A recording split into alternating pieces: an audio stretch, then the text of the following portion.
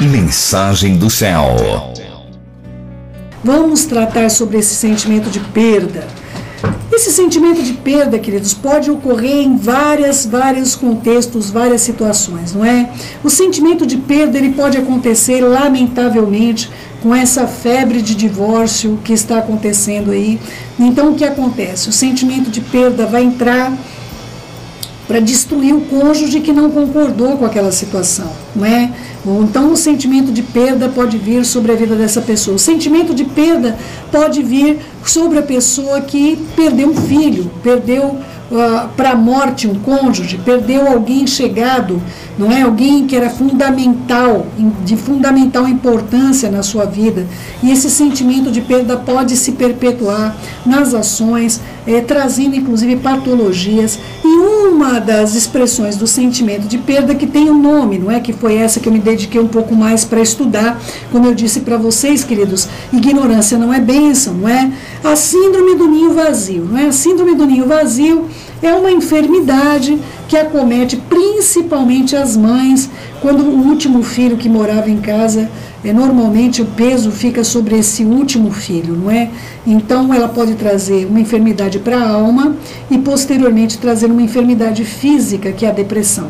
Tá bom, queridos? Para de produzir um monte de coisa e a pessoa começa a entrar num quadro depreciativo pessoal, onde ela, infelizmente, acaba decaindo elementos fundamentais para que nós estejamos em pleno funcionamento aqui com esse corpo que afeta toda a nossa interpretação do nosso entorno, meus queridos. Então, primeiro vamos entender a operação, como é que opera esse sentimento de perda, como é que vai operar a ação do divórcio unilateral, não é? O divórcio que é um só, que deseja o divórcio, como é que vai operar a morte de alguém que perdeu o pai, alguém que perdeu a mãe, alguém que perdeu um filho, alguém que perdeu o esposo, a esposa, como é que esse sentimento de perda, onde é que ele opera, céu? Eu quero saber qual é o lugar aonde ele vai afetar. Queridos, nós temos uma constituição de corpo, alma e espírito, não é? Então, assim, alma é o que decide, alma é o que vai permanecer, alma é aquilo que de contínuo vai agir na sua vida, não é? A alma, vamos dizer assim, existe uma grande casa, essa casa seria o seu espírito e você mora lá dentro, essa daí seria a sua alma. Mas a visibilidade do que é exterior, as janelinhas, vamos dizer, dessa casa, essa interpretação do que há fora da sua vida, tudo parte do teu corpo.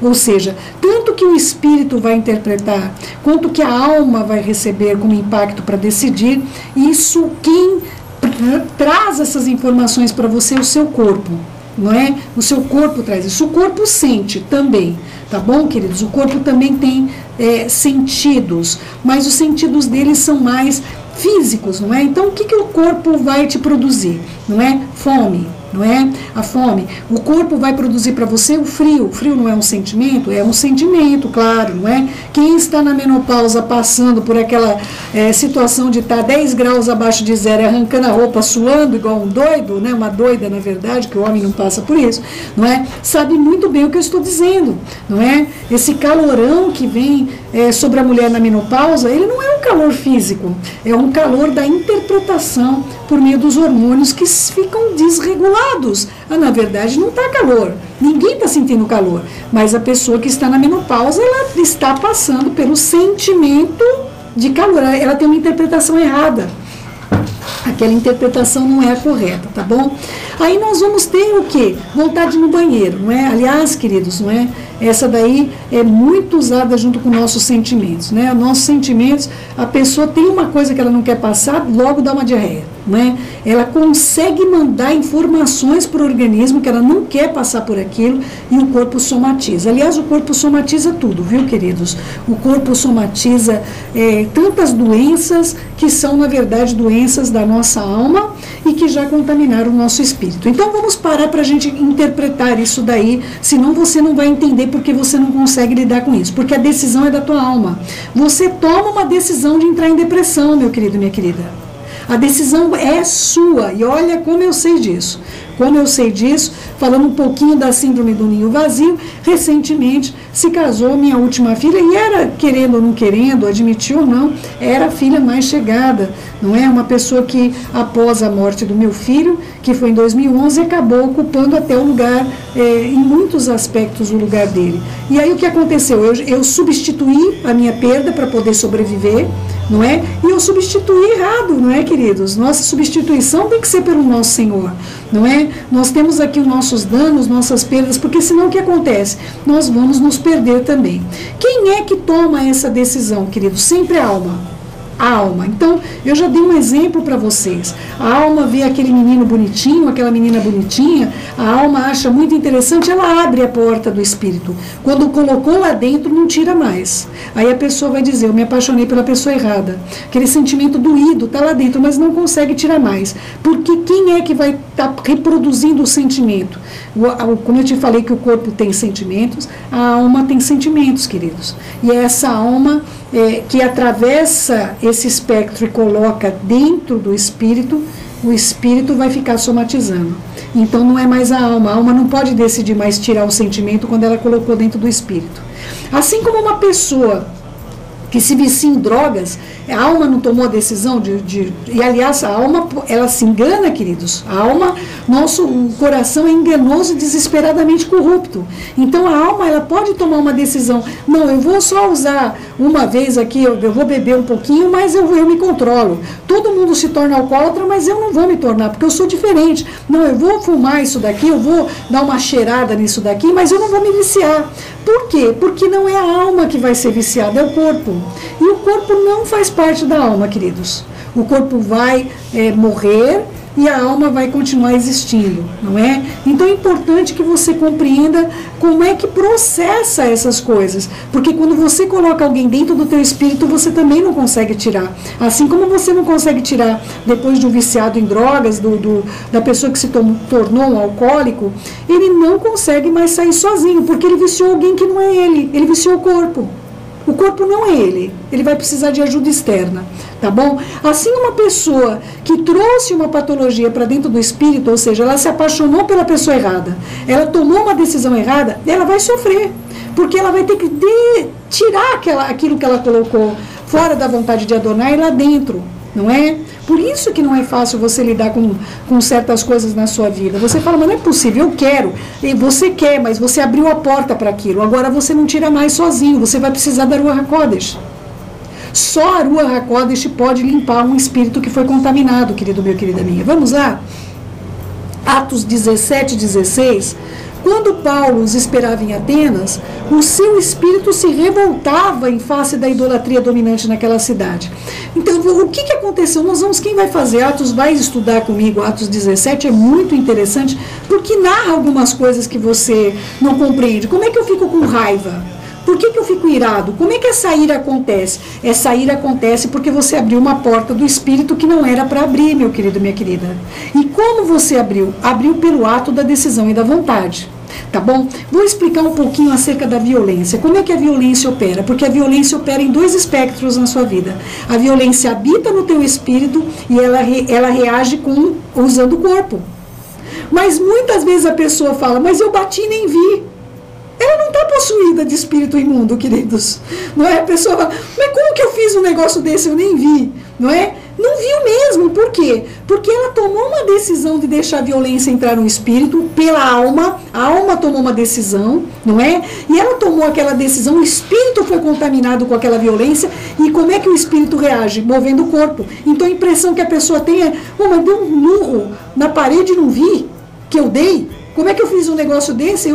A pessoa quebrou um armário no momento, e ela não sabe como é que eu fiz isso, mas deve estar toda machucada. Tem uma pessoa que nós conhecemos, a pessoa ela deu um murro na parede que ela quebrou os 4 dedos, queridos. Se você acha honestamente, que havia algum raciocínio na vida dessa pessoa para fazer uma coisa medíocre? Será que ela achou que ela ia quebrar a parede, queridos? Ia ser um incrível Hulk, não é? Evidentemente que não. Essa pessoa, ela trouxe a violência para dentro do seu espírito. E aí o que acontece? O espírito age. O espírito age sozinho. E nós temos de tomar cuidado de deixar o nosso espírito agir sozinho. Nós temos de pedir para a Ruach HaKodesh, você que abriu a porta da violência na sua vida, você vai ter de pedir, porque a violência ela vai expressar verbalmente. A violência ela começa com a expressão verbal, viu, queridos? Ah, não, na minha vida não há espírito de violência. Ah, é? Já aconteceu alguma situação que a pessoa pisou no seu calo e você falou um caminhão para ela? Pode esperar que isso aí vai crescer, meu querido e minha querida. Isso aí é porta que você abriu que devia estar fechada. Não é? Mulheres que têm vergonha, não é? Tem vergonha de sair e ver os vizinhos, das atrocidades que ela fala para o marido dentro de casa. Homens que levam a sua família na base do grito, não é? Pensa que é Dom Pedro I, não é? Meu querido, minha querida, nós temos de ter na nossa certeza, no nosso espírito, que nós temos de dominá-lo e nós temos autoridade para isso. Nós temos autoridade para dominar o nosso espírito.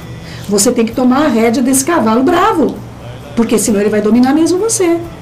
E isso ocorre no espírito.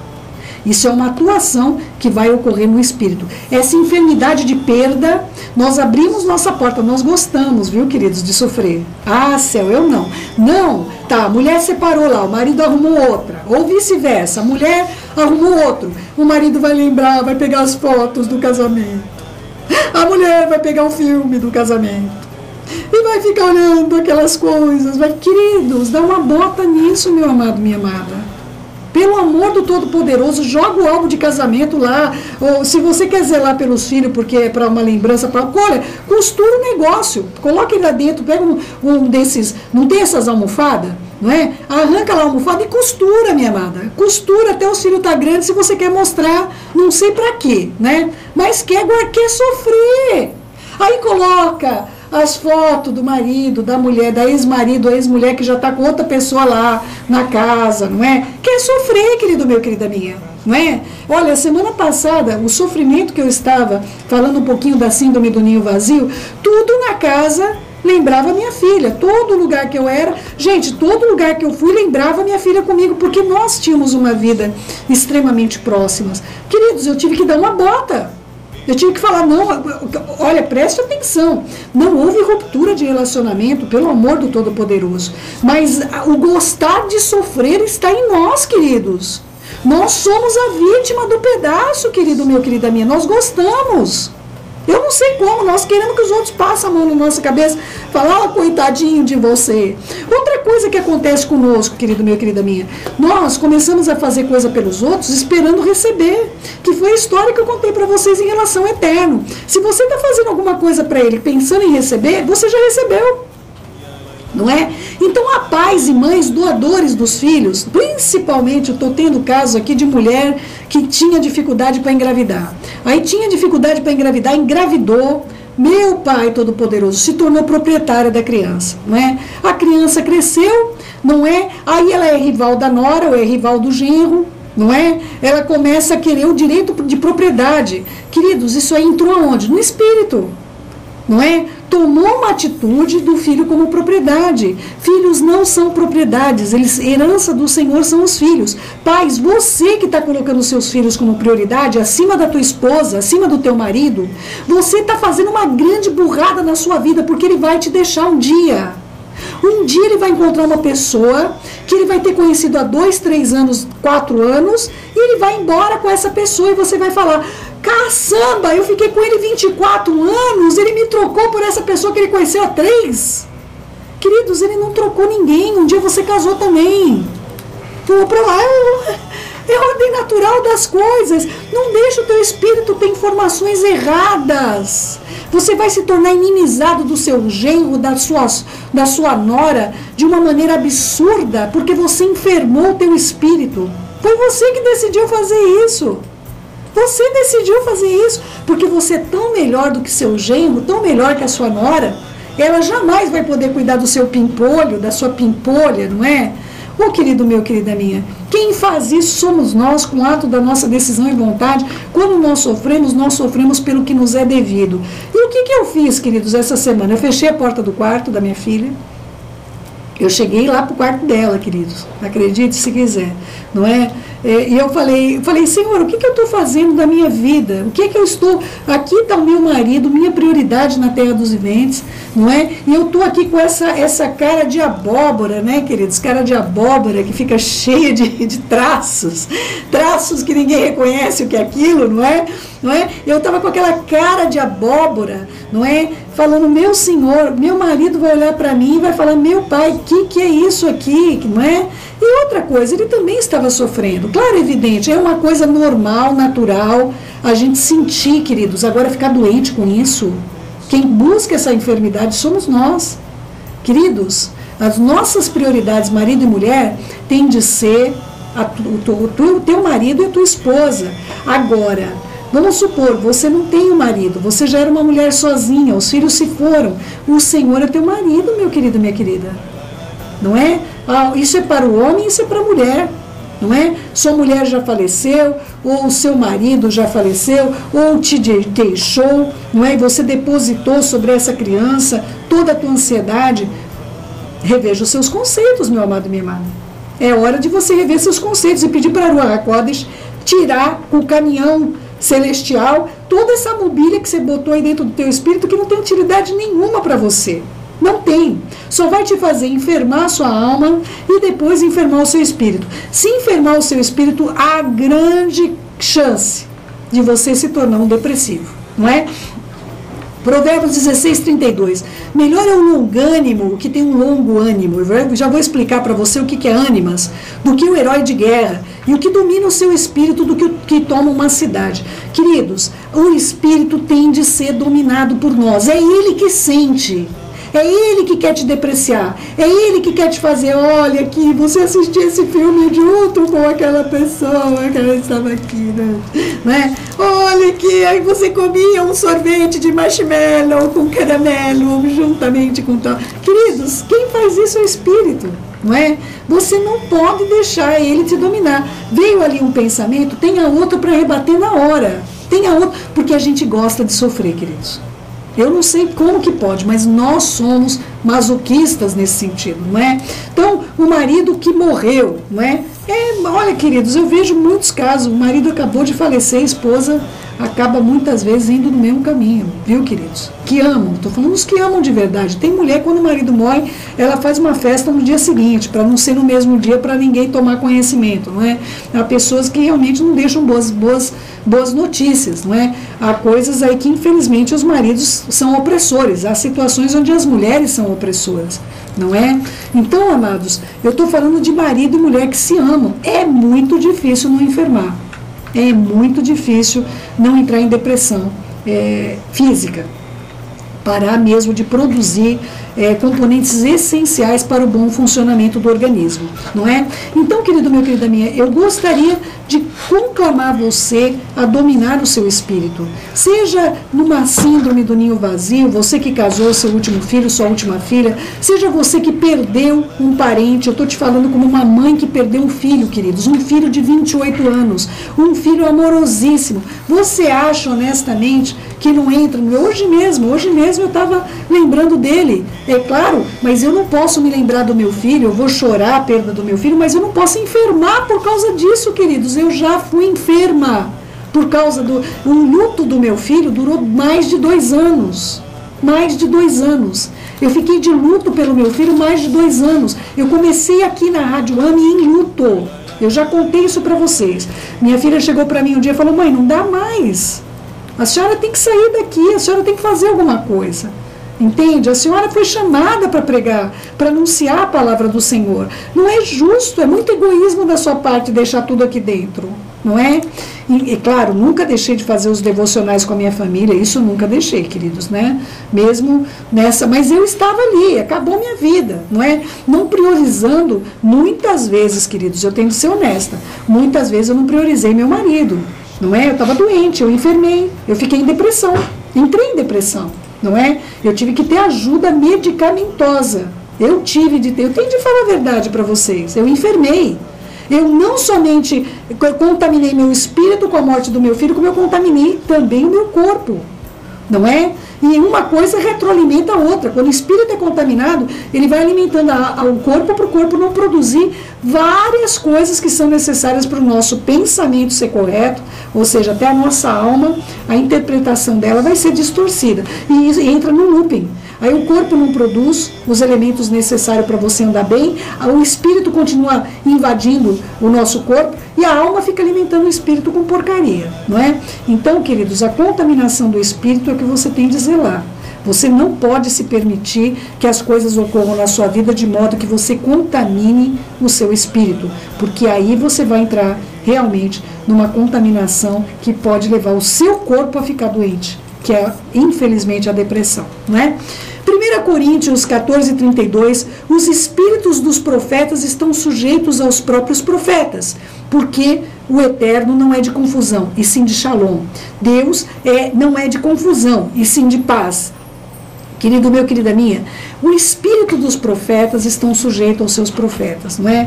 Então, assim, todo profeta verdadeiro, ele sabe, por exemplo, eu estou no ambiente da Beit Mashiach, não é? Eu tenho lá vontade de orar em línguas, não é? Eu sei o momento que eu posso estar orando em línguas alto e o momento que eu não posso. Há momentos que até o meu marido me dá um toquezinho no louvor, quando nós estamos espiritualmente completamente contagiados pela Ruach HaKodesh. Às vezes eu estou falando ali, eu falo bem baixinho, mas às vezes meu marido dá um apertãozinho na minha mão, porque sem perceber eu posso estar falando um pouquinho mais alto, e o pouquinho que eu falo é pouquinho mesmo, o que está na frente não ouve, mas meu marido já está ouvindo o que eu estou falando, então eu posso estar invadindo o louvor da pessoa que está no meu lado, não é? Então, queridos, dentro das congregações, é melhor que a gente fale 3 palavras em português do que a gente ficar falando 1 hora em línguas estranhas, não é? As línguas estranhas devem ser, sim, praticadas, usadas, não é um dom que o Eterno nos deu, mas isso é para nossa edificação, nosso momento de oração, e ore para que possa interpretar. Eu sempre vou bater nesse mesmo ponto com você, querido meu, querida minha. Então, é importante que você saiba que o dom está sujeito, o espírito está sujeito ao profeta. Assim, quanto mais nós não devemos subjugar o nosso espírito quando ele quer se tornar enfermo. E essa enfermidade pode ser levada justamente para a nossa alma e para o nosso corpo também. Tá bom?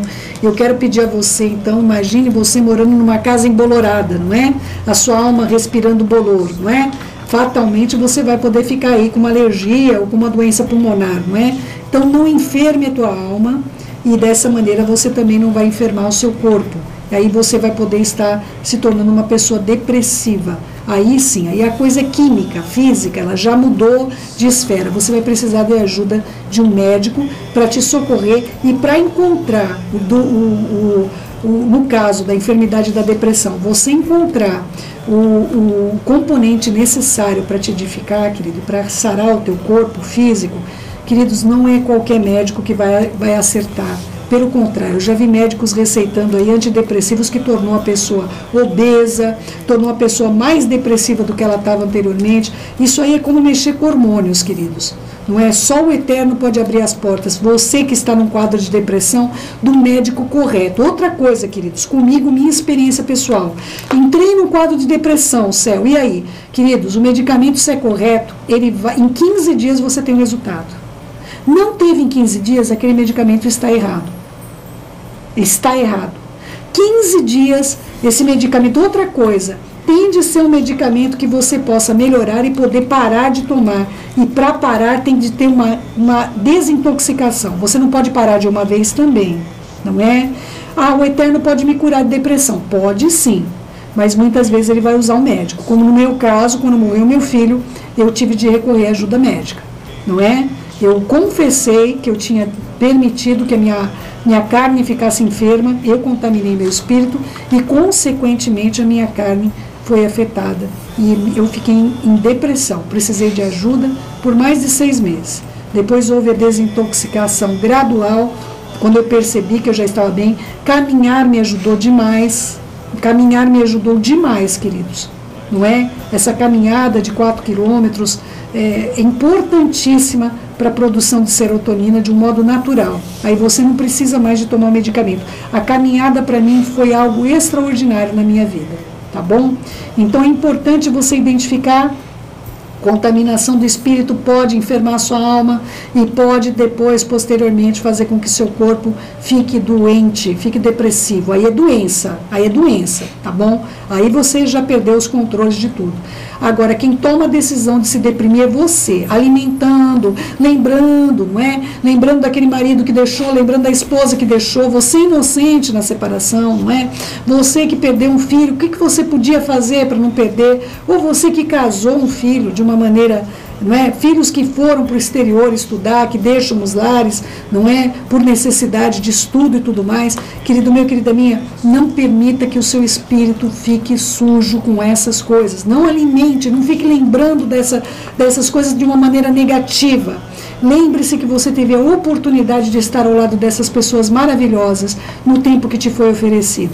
Eu tive a oportunidade de estar 28 anos do lado do meu filho, maravilhosamente, um presente do Eterno, e tive a oportunidade de estar 24 anos com a Priscila morando dentro de casa.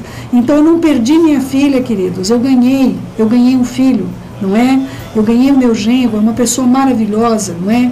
Então, queridos, você tem de aprender a educar a tua mente o que ela deve pensar.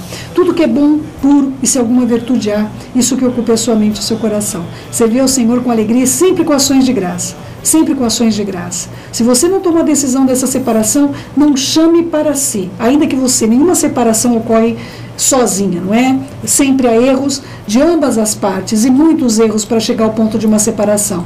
Mas você, se pediu perdão, se arrependeu, não fique trazendo para a sua vida lembranças dessas coisas, para que você não acabe enfermando o teu espírito vai enfermar a tua alma e, consequentemente, o seu corpo pode te levar a uma depressão. Tá bom, meu querido e minha querida? O sentimento de perda, ele com o tempo vai ser sanado. Dê atenção para as prioridades da sua vida. Você não tem mais ninguém, você tem Adonai Tsevaot, você tem o Eterno Todo-Poderoso, viva para Ele. Me lembra da profetisa Ana, não é? No templo, todos os dias, o Eterno prometeu para ela que ela veria o menino, não é? Então, querido meu, querida minha, o menino já cresceu e é um homem. O nome dele é Yeshua HaMashiach. E ele virá para mim e para você. Tudo que ele disse foi verdadeiro até o dia de hoje. Nenhuma das palavras dele caiu por terra e ele voltará para nós. Então sede fortalecido no seu interior pela palavra de Adonai e mantenha o teu corpo, alma e espírito purificados para o dia do Senhor. Em nome de Yeshua HaMashiach.